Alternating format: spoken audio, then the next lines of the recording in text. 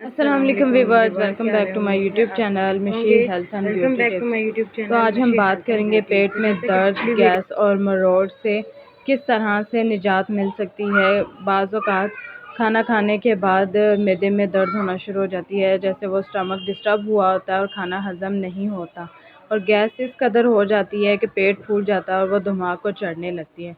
तो आज मैं आपके लिए बहुत ही ज़बरदस्त और क्विक फार्मूला लेके आई हूँ। जिससे पहले अगर आप मेरे चैनल पर नए हैं तो चैनल को काइंडली सब्सक्राइब करें और बेल आइकन को लाजमी दबा दें, ताकि इस तरह की इन्फॉर्मेटिव वीडियो का नोटिफिकेशन सबसे पहले आपको मिले। तो सबसे पहले आपने करना है कि आपने एक अदद लेमन लेना है, ठीक है, उसको सेंटर से काटना है। काटने के बाद आपने ब्लैक नमक, हाँ जी, काला नमक जो होता है वो आपने उसके ऊपर स्प्रिंकल करना है, अच्छी तरह से लगाना है और आपने उसको चाट लेना है।